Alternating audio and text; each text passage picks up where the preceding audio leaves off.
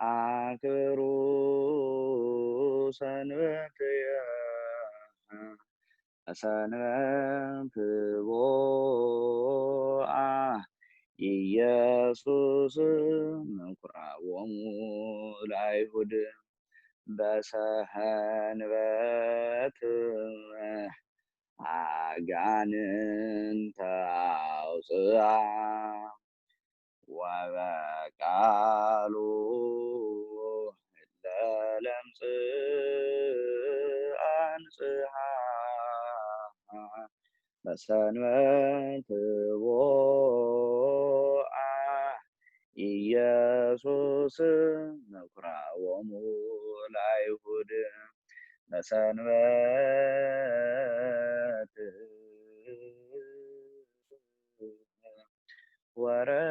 ወረቀ ምድረ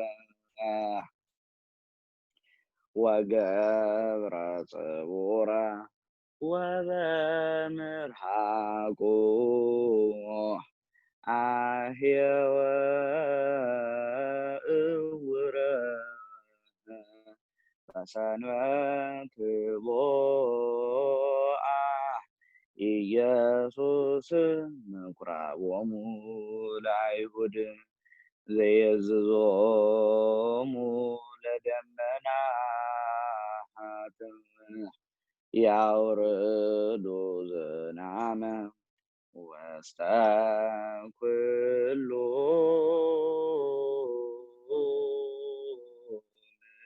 ምድር በሰንበት ቦአ ኢየሱስ ምኵራቦሙ ለአይሁድ ያውርዱ ዝናመ ውስተ ኩሉ ምድር ውስተ ፍናሕ ሀበ ይትፈቀድ መካንህ በሰንበት ቦአ ኢየሱስ ምኵራቦሙ ለአይሁድ ውስተ ፍናሕ ሀበ ይትፈቀድ መካንህ ከመ ህቡረ ይትፈሳህ ዘይዘርእ ወየዐርር በሰንበት ቦአ ኢየሱስ ምኵራቦሙ ለአይሁድ ምድርኒ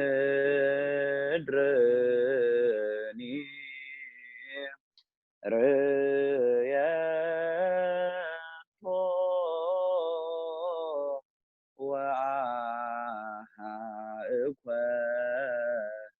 ወአእኮተቶ ባሕረኒ ሰገደት ሎቱ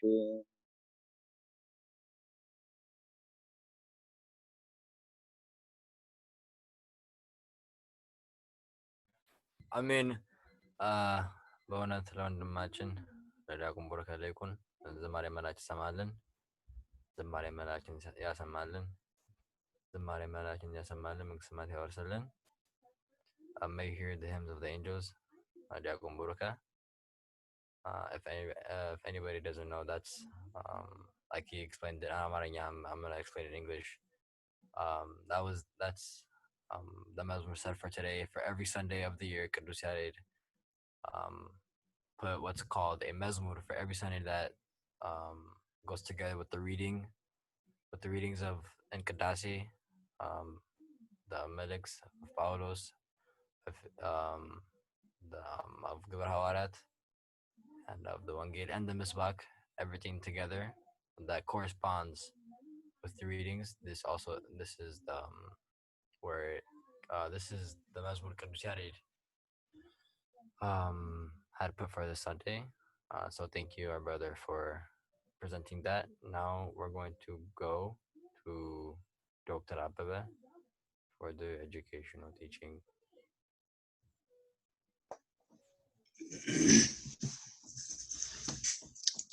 Good evening, everybody. How are you doing? Good, እግዚአብሔር ይመስገን. I cannot tell you how happy I am that you guys are organizing this kind of teaching sessions and prayers, and our church is so proud. And on behalf of the church community and the Sabaka Guwai, I would like to express my gratitude to what you are doing and achieving at this time. And we are expecting more as well. So I'm not sure if they told you what I'm about to talk on. I was informed that I have to teach and or speak about the introduction and early development of Ethiopian Orthodox Church, or the Christianity in Ethiopia in general. It is a very broad subject, and we cannot really cover it in one session. So what I'm trying to start is with kind of some encounters of mine, which I assume most of you also will encounter in the future. People will ask you about your faith and what your church is all about. And they might ask you also why your church is different from others or from their own. And they'll try to also judge you from their own standard and perspective. So I'll tell you my encounter with my co-worker, who is a very deeply religious Catholic, practicing Catholic person. And one day, just abruptly, while we were working together in the pharmacy, he said, you guys do have 2 Bibles, do you? And I said, what do you mean 2 Bibles? And I never see it that way. And he said, I mean, the Old Testament, and yeah, we do have Old Testament and New Testament. That's not 2 Bibles. For us, it is 1. And then later on, another time, he said, you guys became Christians before my, or your ancestors became Christians before my Irish ancestors adopted Christianity, he said. That's true, because if you look at geography, at least we are close to the birthplace of Jesus Christ. So it is natural that we have to be Christian before you do. And third incident with the same guy, and we are discussing a lot of religious subjects, he said, you guys are under the Alexandrian Sea, right? And I said, not anymore. So today I will touch on these subjects, why we do have 2 kind of, Bibles according to him, and why also we became early Christian than others. And the third one, what does it mean to be under the Alexandrian Sea? So the introduction of Christianity in early Ethiopia has certain characteristics and features, and those defining characteristics became permanent by the 6th century. And the introduction of Christianity, we do have 2 kind of evidence. One is biblical evidence, and the other one is historical evidence as well, when and how it was introduced. So let's start with the biblical, and probably I think most of you may have come across with the reference to Act 8 from number 23 to 29. Have you? Did anyone mention to you about Act 8, what it said about Ethiopia in relation to Christianity? So that's the first reference about the adoption of Christianity by an Ethiopian in the ancient period. And this Ethiopian is a eunuch who is the business representative of the Queen of Ethiopia. The story goes, he went to Jerusalem and he met Philip and he baptized him. Now, according to the story, Philip find this important Ethiopian figure, representative of the Queen, while he was reading a book. Now he's literate, he can read, okay? You can read a book, and he was reading the book of Isaiah, which is one of the important book. So you can see that at that period, the Ethiopians were reading about the Christian literatures, and before the birth of Christ. I mean, those are the literature. So so that shows you where the Old Testament and the New Testament, or the two Bibles reference, come from. This guy at that time was reading the Old Testament book. So they were practicing that religion at that time. And usually when historians refer to this ancient Ethiopia period, they do like to refer at Judo-Christian tradition in ancient Ethiopia, okay?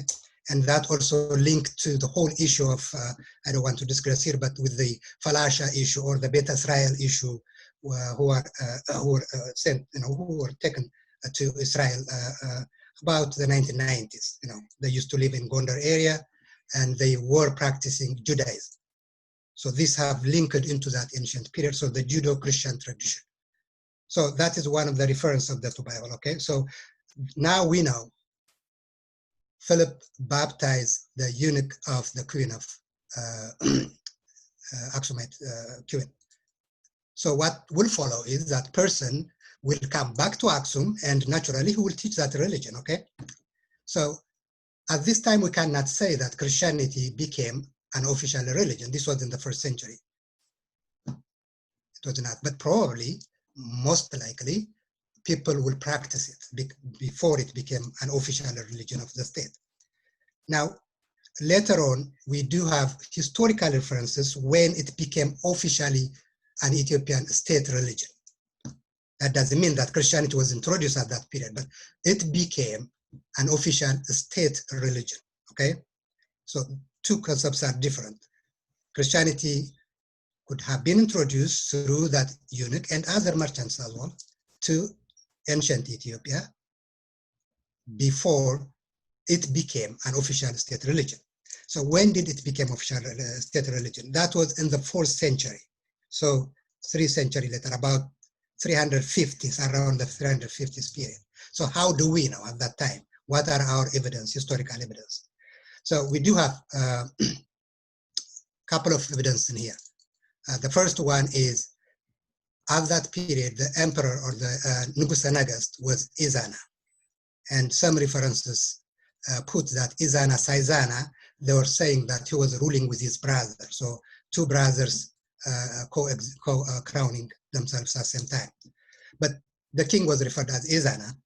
And in his period, we do have inscriptions. Inscriptions means writings on the stones dedicated to certain events, like a victory of a war. You can dedicate that inscription in a stone and write, you thank God or your creator and said, I got these victories, I vanquished this and these people, and I became victorious. So those kind of inscriptions. So this king, Izana, left two types of inscriptions. Some of them at the earlier period were pagan inscriptions where he referred to the gods of the Greek gods. So it is kind of, the ancient Greek religion, which is paganism. And then in a second period, in a second phase, he started writing inscriptions where he said, in the name of God, or in the name of the Father, the Son, and the Holy Ghost. Now that clearly shows us he was converted into or adapted Christianity at a later stage. And we do have other stories that collaborate these evidences. He has also coins. He minted coins where he have Christian symbols on it. And the other story is a story of two boys who were rescued from the Red Sea coast while they were attacked by bandits while traveling with their master to India. A philosopher was traveling to India, and there were two boys with him and other people. Most of them were killed except these two boys. So they brought these two boys to the king's palace. They grew up in the palace, and one of them became the secretary of the king, and the other one became the cup bearer, meaning the person who's in charge of, the food and all that kind of ceremonial stuff. Now, while they were there, the king passed away, leaving a very minor son who would assume the throne. But he's so minor, he cannot rule by himself. Therefore, his mother asked them to stay and help the kid govern the country, advising him and so. Then they stayed. And finally, when that king became old enough to govern by himself, they asked to go back to their country, and he lets them go. Both of them left. One of them, whose name is Fermentes, went to Alexandria, Egypt, and the other one went to his country, Debre, which is in Lebanon, today's Lebanon. And the person who went to Debre, Odysseus, he told the story to Rufinus. So Rufinus was writing this story, okay? So he told him the account. So Fermentes went to Alexandria and told the patriarch of Alexandrian church at that time about the existence of Christian community in Ethiopia, but they need a bishop. And he asked the patriarch to assign a bishop to this growing Christian community. And the patriarch was Athanasius, the great Athanasius, who is a well-known writer and also defender of Orthodox Christianity. Then the patriarch didn't find anyone suitable more than Fermentes, and he sent him back as a bishop. So he became Kassate Abraham, Abuna Salama of Ethiopia. He became the first bishop of Ethiopia. This is a story about that king. Now, when did this happen? We don't know the exact time, but we do have two important incidents here that tells us how this person, this Abun, came there and started teaching, and how his presence in Ethiopia as the bishop raised a question in the greater or broader Christian community in the Mediterranean area. How? Why? What happened is, at this period, there is a big controversy about Christianity in general. So it is at this time that the Nicene Council was held in 352. In this council, the followers of Arianism were denounced and the lost. So this was actually, this brings you, I don't want to go into detail, but we'll have another time to discuss. This is about the mysticism of Trinity. So that was the issue that divided the Christian community, and the followers of Athanasius and others won, and Arianism was defeated. So what happened was the emperor of, Roman emperor was actually a sympathizer of Arius. Because he was a sympathizer of Arius, he started attacking Athanasius. Athanasius, who sent a bishop to Ethiopia, was attacked by the emperor of Rome. Okay?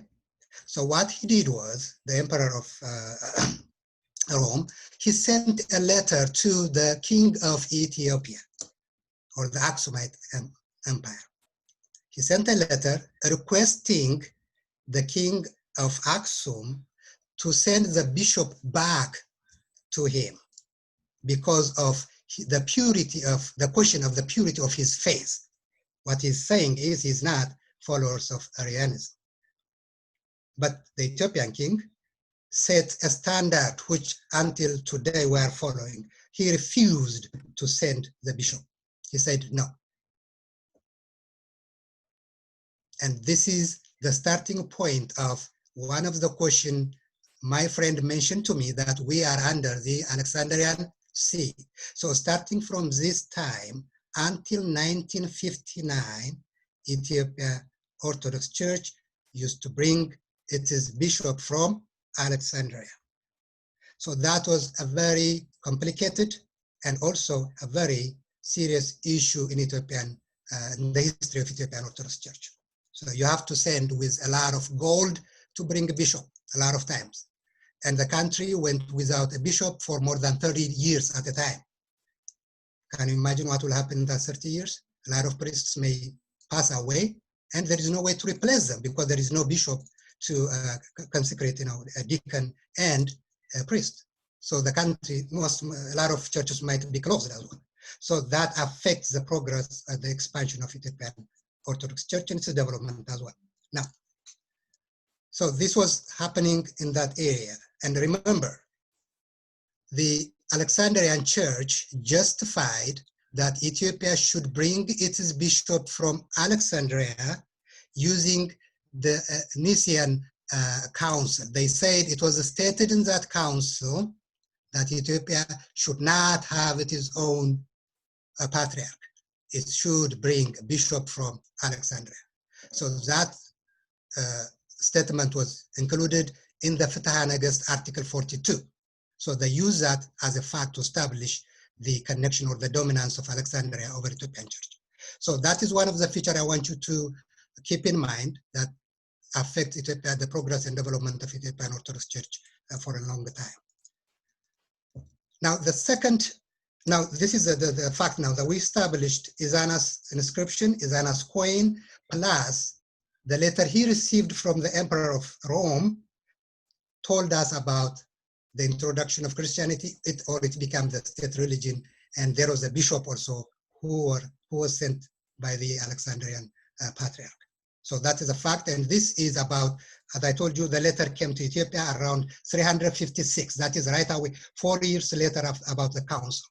So it is around that time, in the 350, 340, 350, that Orthodox Christianity became an official religion of Ethiopia. And the king at that time, we know, is Izana. All right. Now, after this, there was a lot of division between the Christian world or the Christianity in the world, in the Mediterranean area especially. And another important council was held on 1451 that also shaped the nature, actually more than the first one, shaped the nature and character of Ethiopian Orthodox Church. And this council is called the Chalcedon Council, 1451. The council was held to resolve the division or the issue raised between two different warring factions, which claimed about the nature of Jesus Christ, his human and divine nature, how they are related. Remember, how do we call our religion, our church? We call not Ethiopian Orthodox Church, we call it Ethiopian Orthodox Tewahido Church. So that Tewahido part comes from this. It has its root with this council. What happened in this council is the world Christian community was divided into two: the followers of Chalcedon and the non-Chalcedon. So we became the non-Chalcedon, the Syrian Orthodox community, the Alexandrian Orthodox community, the Armenian Orthodox community, and the Orthodox community in India and Ethiopia. This became non-Chalcedon. They refused to accept the outcome of Chalcedon, and they were grouped as non-Chalcedon Orthodox Church. None of them had Tewahido in their title except Ethiopia, now Eritrea, of course. Okay, Eritrea is another, the seventh one, the sixth one now. So this council, which discussed and debated about the nature of Jesus Christ, about his human and divine nature, the Chalcedon group called, he has two natures, and the non-Chalcedon group said, no, it's not two natures, it is two natures, divine and human natures fused in one, or a composite nature. So you might come across these three terms when you discuss about your religion, your Orthodox religion. One is Monophysite. They might call you, you are a Monophysite. No, we're not. Monophysite is believing in one nature. We don't believe in one nature, exactly one nature. In one nature means the human, the divine nature. Those are the Apollorean group. Those are different groups. We're not Monophysite. We are Miaphysite, M-I-A, Miaphysite. This means a composite nature in one. Both his human and divine nature exist in one. So this has a very important philosophical ground. If you accept he has two natures, what you are implying is at one period he is acting from the human nature. At another moment, he will act as a divine. So that will bring you in a very complicated philosophical question, which means, okay, which nature was the one crucified? Is that the human or the divine? So these are the kind of complications that will bring you. So that's why the Alexandrian and the Chalcedon, the non-Chalcedon group argues, no, you cannot classify this way. You cannot say two natures. So the human and the divine cannot be separated and divided, period. They are Tewahido. And Ethiopia went further, Tewahido. Why Ethiopia used this term Tewahido? Remember, the salient feature, as I said, were developed here. Now, earlier I said, one of the features was Ethiopia became under the Alexandrian See, or the dominance of Alexandria. We used to import our bishops from Alexandria until 1959.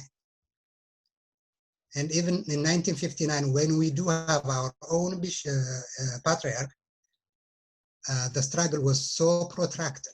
Actually, the process started in 1926 and lasted until 1959 to get an Ethiopian patriarch. It was not an easy struggle. Okay.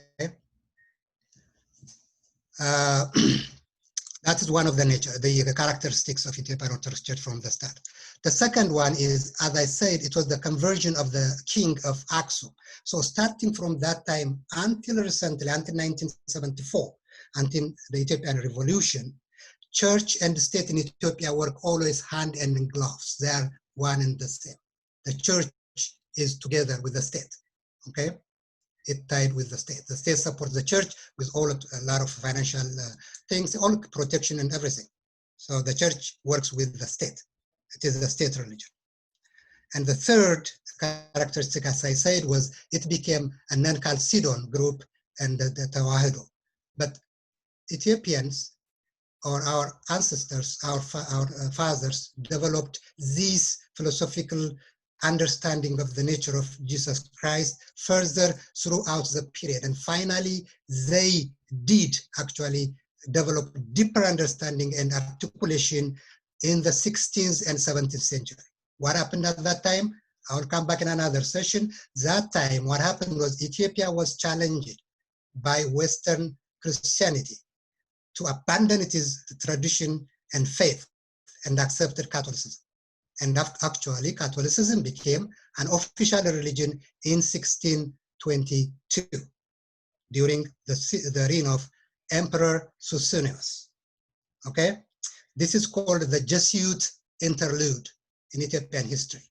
The Jesuit succeeded to convert the king to Catholicism, and the king declared Ethiopian official religion from now on would be not Orthodox but Catholicism. And a lot of people lost their lives to protect Ethiopian Orthodox faith. Now, what happened was at this time, there was a lot of discussion, a lot of debate between Ethiopian educated literate priests and monks, and also the European Jesuit priests. In this debate, a lot of important questions were raised. I will mention one of you for you. In one of the debates, the European representative priest tried to trick Ethiopians to commit themselves into one particular issue. He asked this question: which way God turned his face, or which way is God's face? Now assume, the question was a tricky question, because we always say, turn your face to the east. They want him to, he wants them to say, his face is to the east. But the debater, Ethiopian representative, his name is Batru. He said, well, before I answer this question, he called someone and said, lit that candle. He asked him to lit a candle. He lit a candle, and he asked that priest, the Jesuit priest, okay, tell me, which side is the face of this light? And the Jesuit priest cannot answer that question either. He knew that he was defeated. So that means God is omnipresent everywhere. His face is to everywhere. Okay, that is the answer. So the Ethiopian answered it in a different way. One, God is light. God is powerful. And God is omnipresent. So That's how Ethiopians defended their religion with their deeper understanding and save our Orthodox faith for us until today. So that is one of the characteristics. Throughout that period, the Ethiopians developed this thing. So, but in this development, there is one or two more additional elements I want to mention to you, and we'll stop our discussion and I will invite you for question and answer session. One is the Chalcedon, the Council of Chalcedon had very severe consequences for people who are in the Byzantine Empire, like the present Turkey, okay? What happened was they were persecuted after the passing of the Council of Chalcedon. Because they became non-Chalcedon, they refused to accept Chalcedon's outcome, so they were persecuted. So most of them migrate to other places. So it so happened 9 saints came to Ethiopia from this group who were persecuted in Syria. They came to Ethiopia. We call them the 9 saints. And remember, our church have one patron saint, right? We do have Saint Michael is one patron saint, and Saint George, and with the other, the third one, Abu Naragawi. He is one of the 9. Okay, so the arrival of this group in the late 6th century was so significant in the development of Christianity in Ethiopia. What they did was just miraculous. First thing they did was translate religious books into Ge'ez. Ge'ez became now the common lingua franca in Ethiopia, the literati. I mean, people become communicating across, ethnic groups, be it the Tigrayans in the north, Amhara in the south. Everybody is now the literate one speak Ge'ez. And remember earlier, Dakenbrook was also presenting the Mazmur in Ge'ez. Okay, so that is the kind of thing. It goes across the board. And that is a common religion, the common literature language that we have, a communication language. So Ge'ez, they translate the literature into Ge'ez, and that firmly established Orthodox Christianity in Ethiopia. That's one of the contributions. The second contribution, and the lasting contribution, is the establishment of monasticism. Monasteries now become introduced into Ethiopia. And one of the famous monastery is the monastery of Abu Naragawi, which is monastery of Debre. It is so famous. Whenever you go to Ethiopia, you guys have to go there and see it, okay? In Tigray, and you have to climb the cliff, with a rope. So it is adventurous, and also it is a beautiful experience to have. I have never had it, but I will have it myself too. Although I'm getting old, but I will try. So this monastery became now the learning center of learning. Our universities, the first universities are our universities.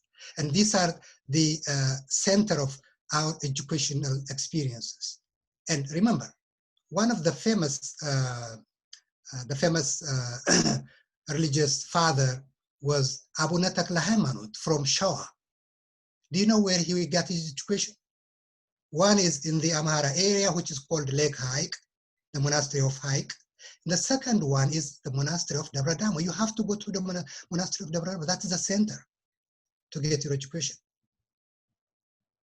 So this became, practically, these are the centers that hold Ethiopian Christianity together. Earlier, I mentioned to you that Ethiopia experienced, lack of bishop for 30 years, 25 years. And at that time, there will be no priestess, but these are the people who are replenishing this, future priestess, they will make them ready. They keep, the teaching, they keep everything. And now the product of this educational system, was one of the most famous Ethiopian religious father, that is Saint Yared. And earlier, again, Dakenbrook presented the Mazmur, which is the Zema of Yared. And this was also in the 6th century. This amazing priest from Aksum composed and did an amazing thing. If he was an European, and so, his name would be all over the place, but he's an Ethiopian. We didn't do a good job of, presenting his work and make it known to the world. But his work is an amazing work. And still, the legacy, you can feel it. When I feel, the Yared Zema, it just, I shiver, it's just every Ethiopian Orthodox followers, they feel it when you hear the Zema of Yare. So that is also the second contribution of the third lasting contribution of the coming of the saints and the establishment of educational centers. Now, this is about the early important developments. Now, became under the Alexandrian Sea and became non-Chalcedon, and monasticism became a basic feature of Ethiopian Orthodox Church. So we do have, from this time onwards, we do have two classes of clergy. One is those who serve in the church, the debteras, the priests, the deacons, and the others are the monks who just practice religion in a seclusion and the teaching center.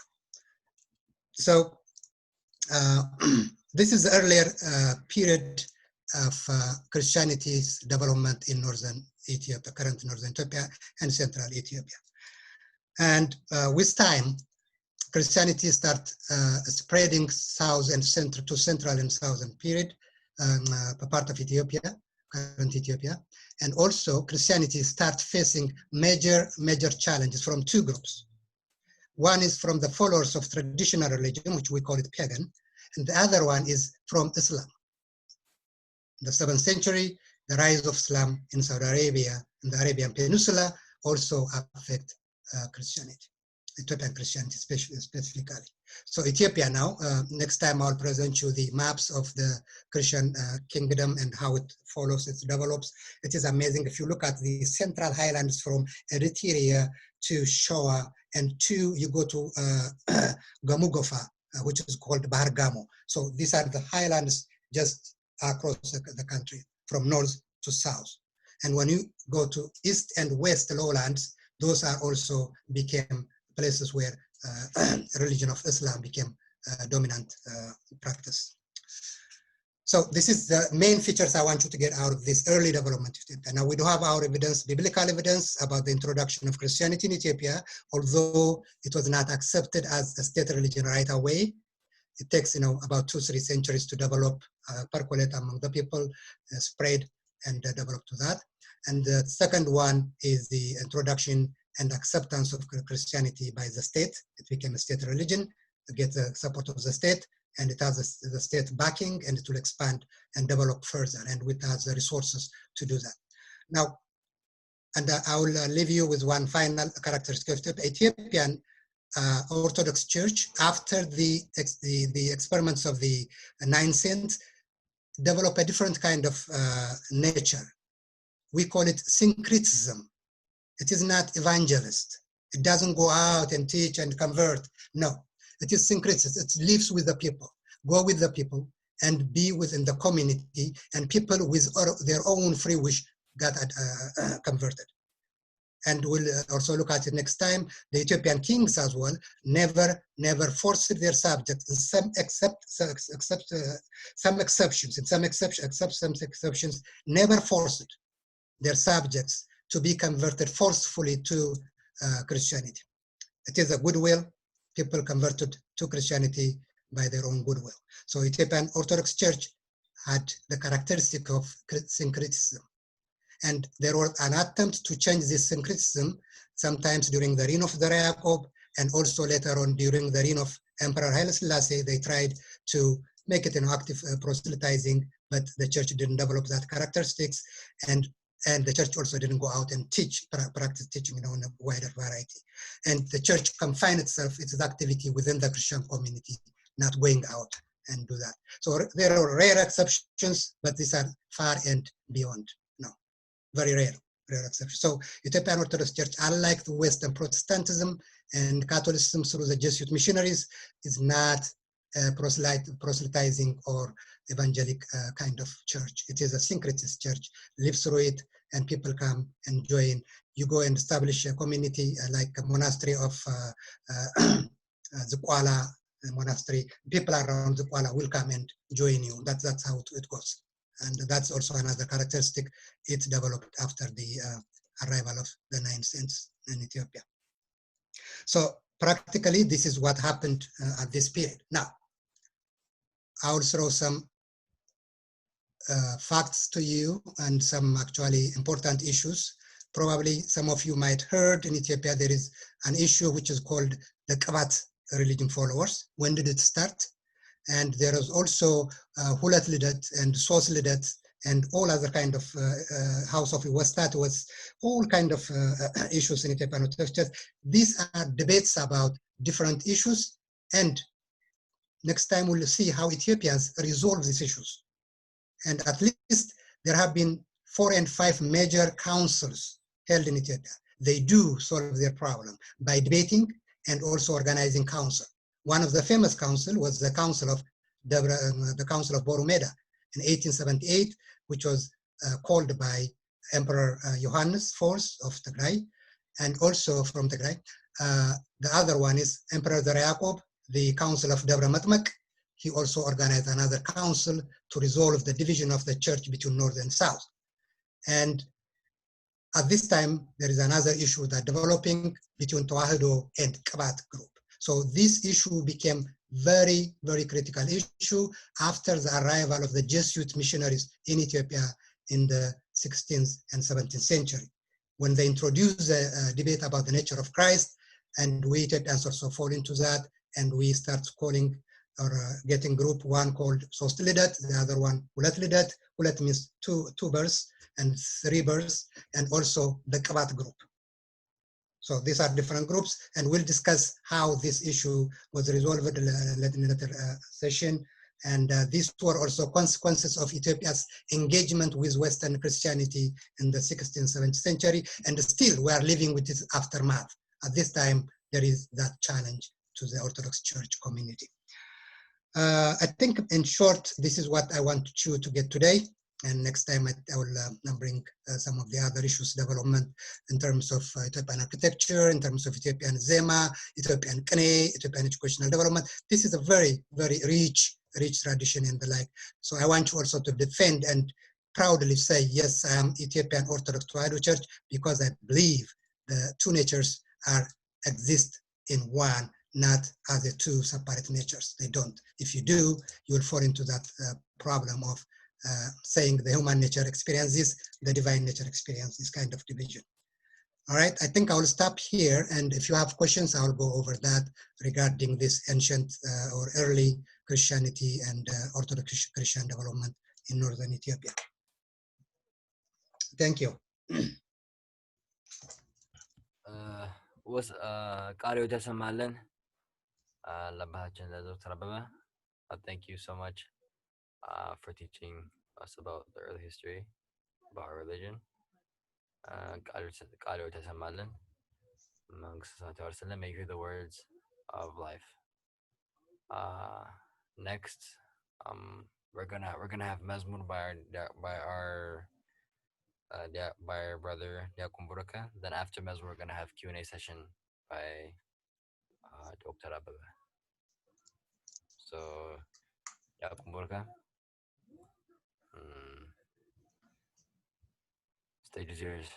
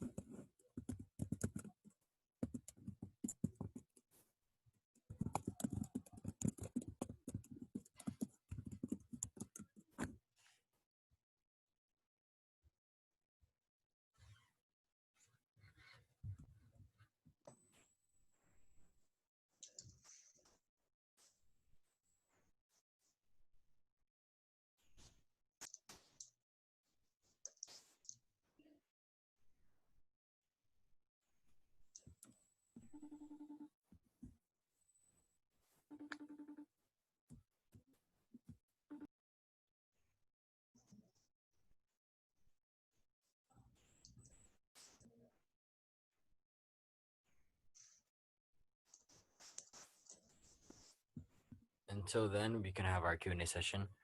So if anybody has any questions, feel free to ask. Either put your questions in the chat box or you feel free to unmute yourself and ask.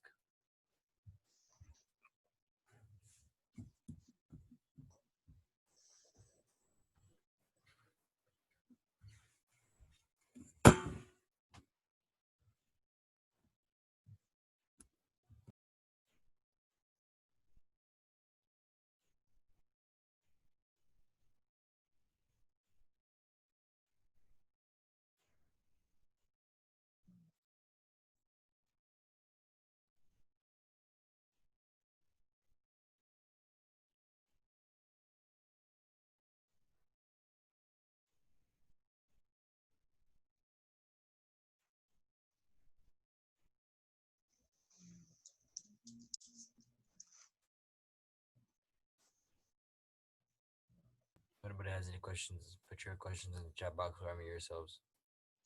We have a question in the chat box. Is there a difference in custom within the church in Calicodony versus non-Calicodony?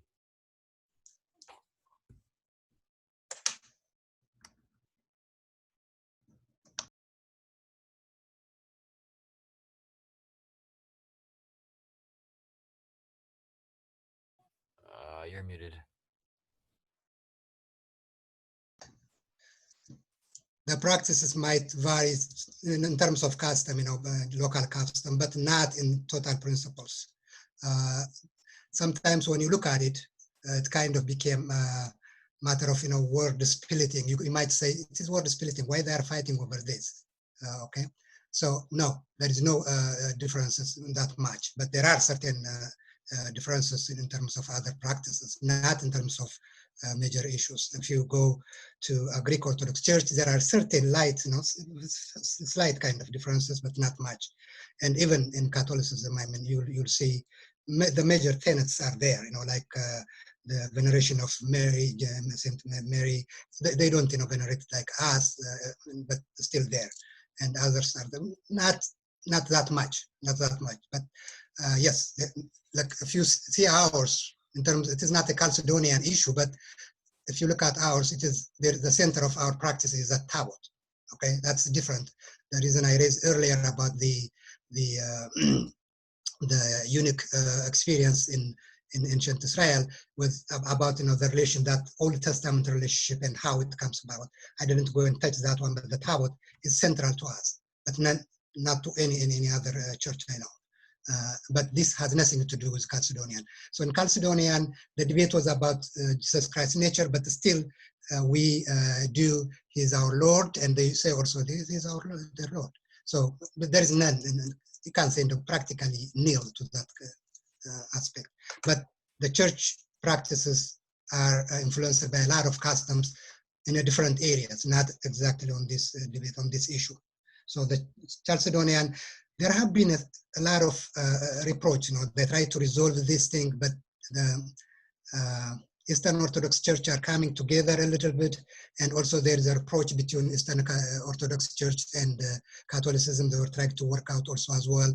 It is in progress. It is in discussion, but nothing comes out. And of course, one of the World Religious Council organized in Ethiopia also in 1971, 72, in 1960 something. I forgot the date, but there was an attempt also.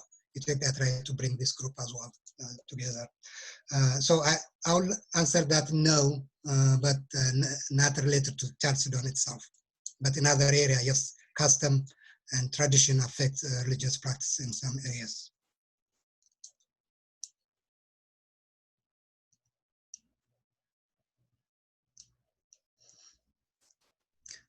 Okay, it is only our church that officially call itself Tewahido. Now I said Eritrea is now used to be part of Ethiopia. So now Eritrea and Ethiopia are the one that add Tewahido in their title, official title. But others believe, the non-Chalcedon believe the same way about the nature of Jesus Christ, okay? So, but they didn't put it in a kind of a title, in a very telling, just up front, here we are Tewahido. They didn't say that. They are Orthodox, and they call them, or they simply accept, the non-Chalcedonian Orthodox group. So, or sometimes they call them Oriental kind of thing. That is also a pejorative kind of thing. We don't really take that one. But Ethiopia went further, and I didn't go into detail about this one, but Tewahido was articulated at a later stage, not at that ancient time. At a later stage, as I said earlier, there was the Kabat movement. When the Kabat movement came, Kabat is a different one. So that is an upshoot of the Western two-nature argument. Jesus Christ, or our Lord, has two natures, human and divine, and the human part should be anointed to come to the level of the divinity. That is a position of Kabat. And in English, they call Siga wa Kibra Bakabat. Okay? When you anoint the human part, it will be equal to the divinity. So that is a eutychry kind of position there, or that was the position debated and refuted in the Council of Constantinople and the Council of Ephesus. So those are the positions that Kabat is promoting at this time. So Ethiopian Orthodox Church used Tewahido specifically to refute that movement which says there are two natures, but the human part will be upgraded to the divinity through Kabat, or the anointing. So that is the purposeful addition of Tewahido, the term Tewahido. Otherwise, Tewahido means the two natures exist in composite nature in one. The divinity and humanity, a single divine human nature in continuum. There is separation. So what I said is, to be specific, Ethiopia is the only one which put the name Tewahido up front in the title. But the non-Chalcedon group, the Orthodox community in India, in Syria, in Alexandria, and Armenia, these groups also believe the same way we believe, but they didn't put Tewahido up front there at the title, okay?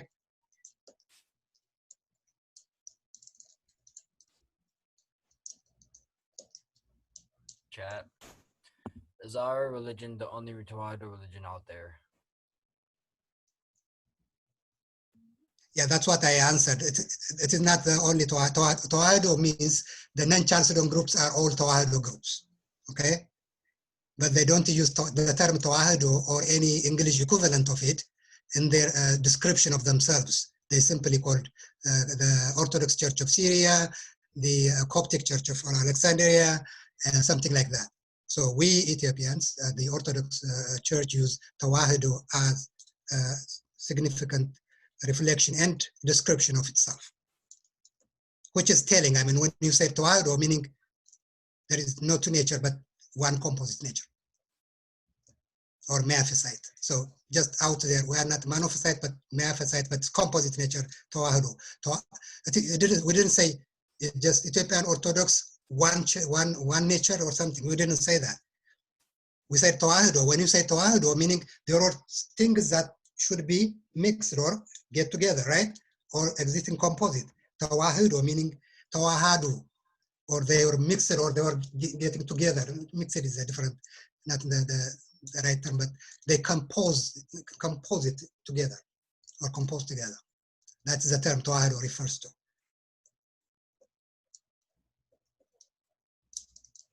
If anybody else has any questions, feel free to unmute yourself, or like we did with the last two questions, put them in the chat.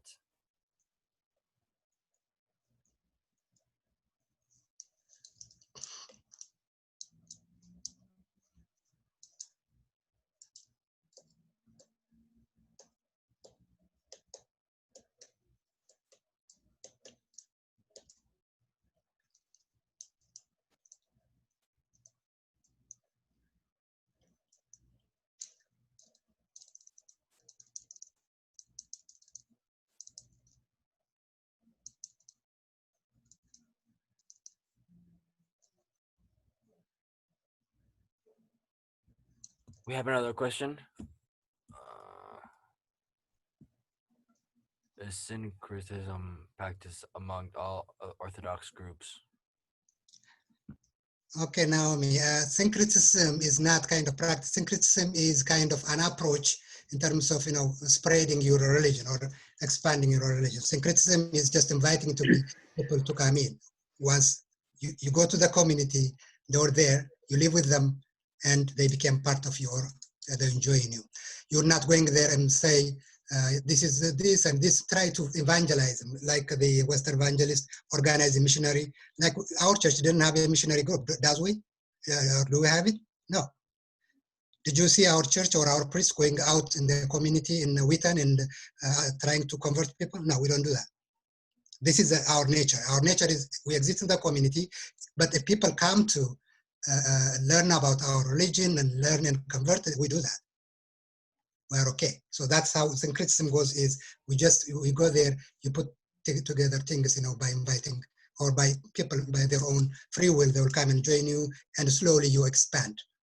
That's what it is. You don't go and out with consciously trying to develop a deliberate curriculum, a deliberate educational material to teach this group and that group, convert them. No, rarely. We do. Ethiopian Orthodox Church did that on a very rare occasions. Very rare occasions.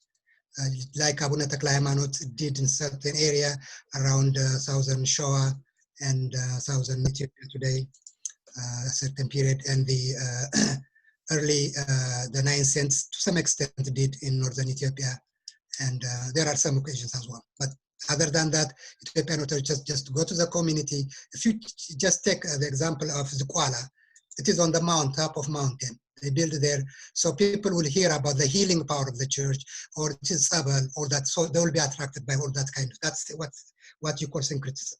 Okay, just you invite people by kind of your practices, the way you practice, or people might like how you handle yourself, how you behave, and they will come and join you. So that's how you syncretism will work.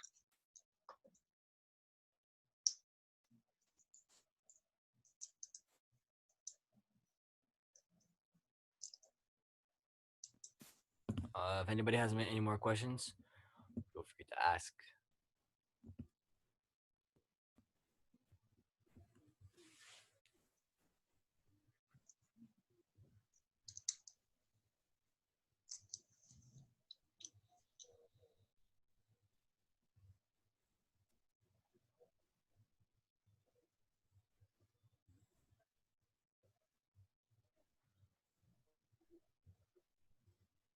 Does anybody have any more questions?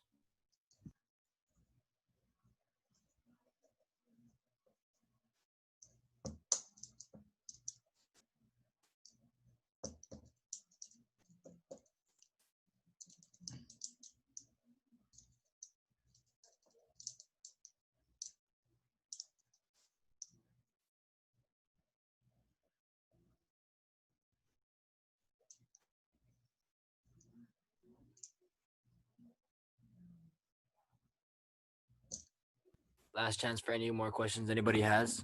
So if you have any questions, please either put it in the chat box or unmute yourselves.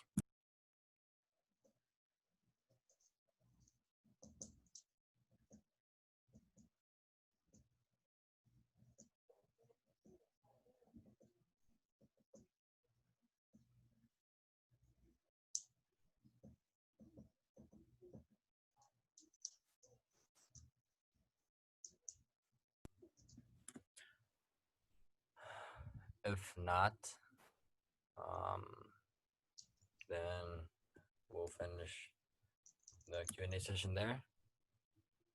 Again, Dr. Abebe, thank you for coming and teaching us today. Thank you, guys. Thank you for the good questions. And remember, you can reasonably argue and defend your religion.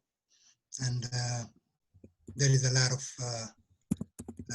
important things that you have to know how to defend it. But it is a defendable and reasonable and can be argued, you know.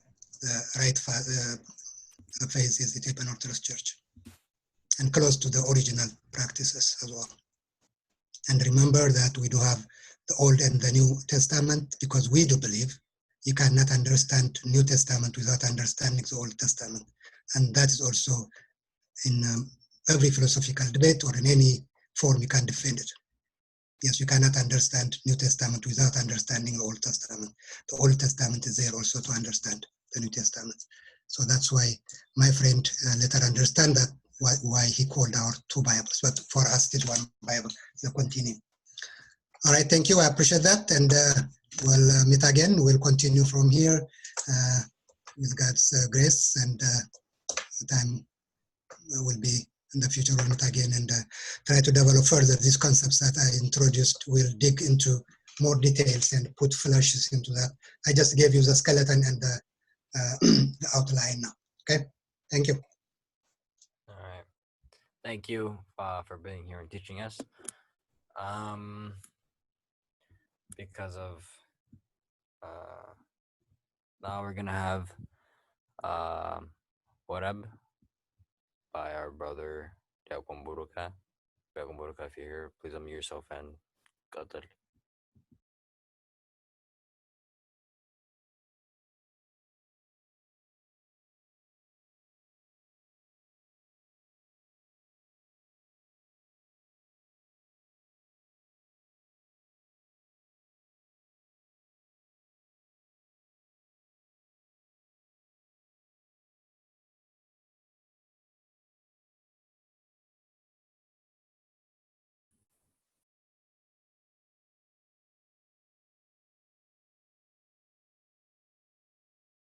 Diakumburuka, if you're here, please unmute yourself and continue.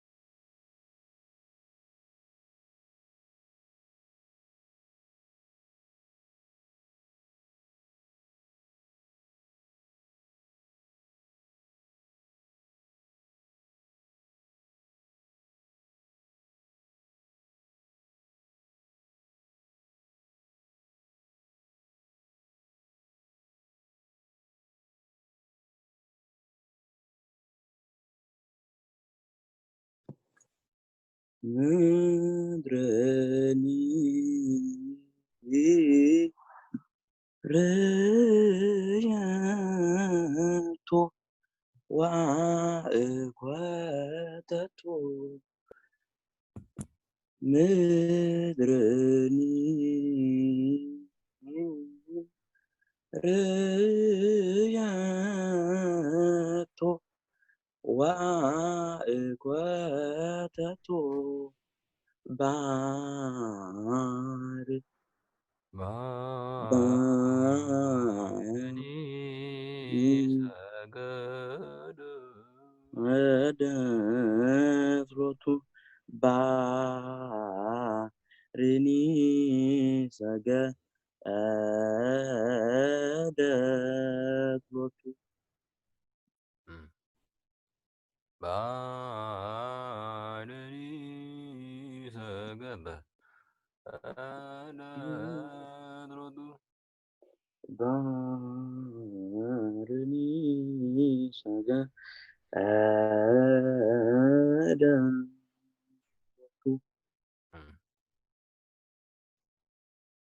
به من يا هو Barini reto waikweteto Barini shagamotu Barini shagamotu Barini shagamotu Barini shagamotu ምድርኒ ረቶ ወአይኮተቶ ምድርኒ ረቶ ወአይኮተቶ ባርኒ ሰገደሎቱ ባርኒ ሰገደሎቱ ባርኒ ሰገደሎቱ ባርኒ ሰገደሎቱ ምድርኒ ረቶ ወአይኮተቶ ምድርኒ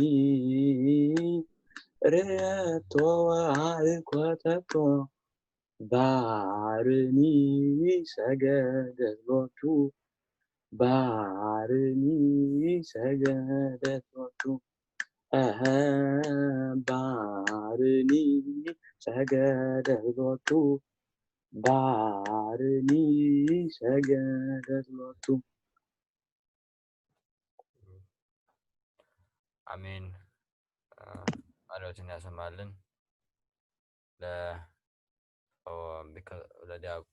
ለወንድማችን ለዲያቆን ብሩክ ቃልያዎችን ያሰማል። ዝማሬ መላእክትን ያሰማልን። ዝማሬ መላእክትን ያሰማልን። ዝማሬ መላእክትን ያሰማልን። መንግሥተ ሰማያት ያወርስልን።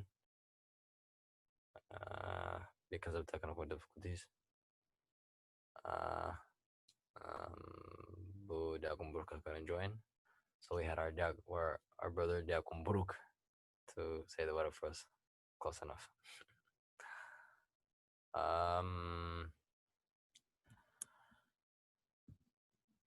Now we're going to have closing prayer by our brother Diakon Yosias. You.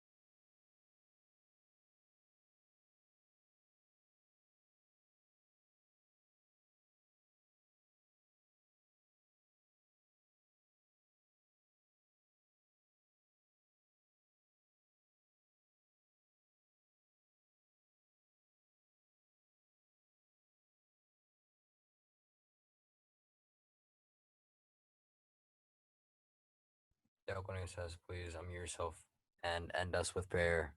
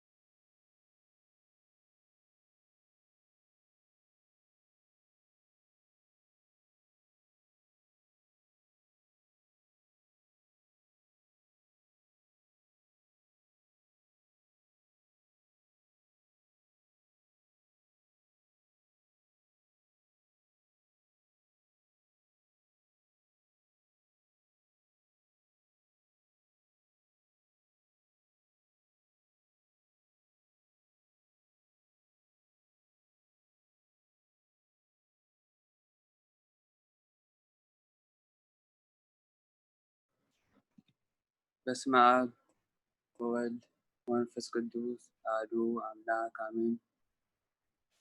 ጌታችን መድኃኒታችን ኢየሱስ ክርስቶስ በሰላም በጤና ጉባኤያችንን ስለጀመርክና ስለቀጠልክልን እናመሰግናለን።